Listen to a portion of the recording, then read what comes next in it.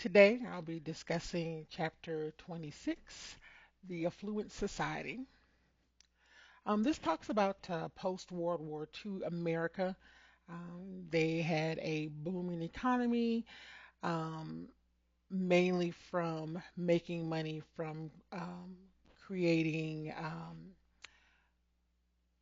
ammunition and tools for the soldiers and for the armed forces during the conflicts that we talked about in chapter 25. We had discussed that there had been more women and children in the workforce, and uh, that changed once the soldiers came home.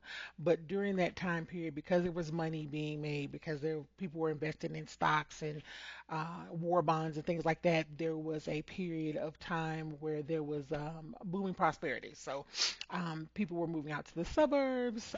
There were different consumer styles. People were going on vacation. They were traveling, things like that. And with these things, you had more consumer goods that were being purchased as well. So they credit was extended, so people were able to get cars, and it extended into things like appliances and furniture. So people were investing in cars and appliances, television, because that had become a thing, hotels, malls, diners, uh, fast food, things that off the highway where people would see when they were traveling. They were building up with media and billboards, with advertisement as well. Also, one of the things that did help to expand, like people moving out to the suburbs, was the GI Bill. They had extended the benefits of the GI Bill to not just be about education. It was also involving with home ownership as well, so enabling veterans to purchase a home. So that helped with the extending out of the just the main cities into the suburban areas.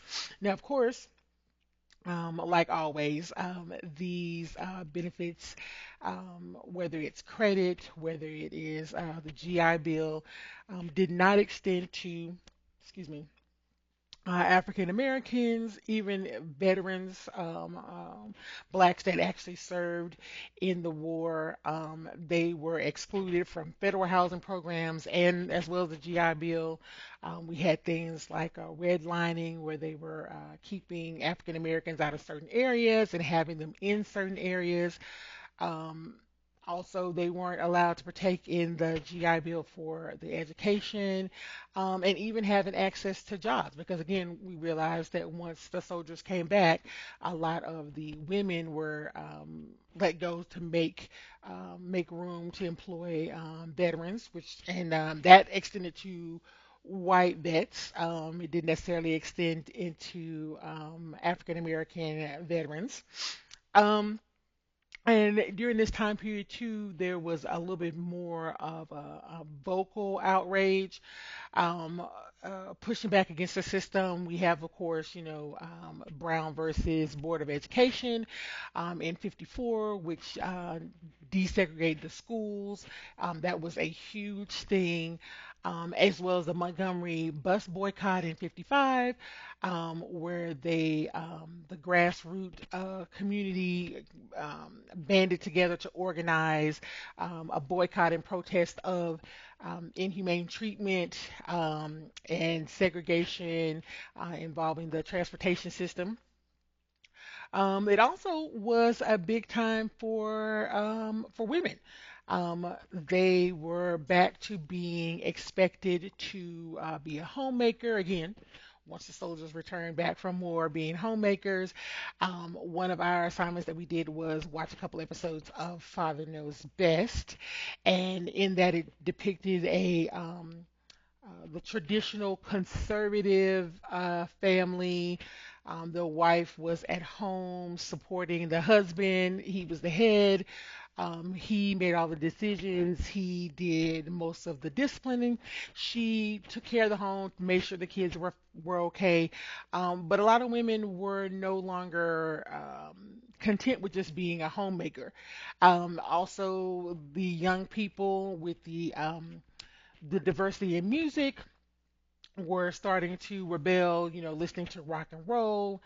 They talked about the beat generation, which was not necessarily the hippies, but they had a kind of alternative view on life. And even with the LGBT, before that was actually made into that actual acronym, that started becoming a thing as well too, because um, people were looking for equal treatment for people that were gay.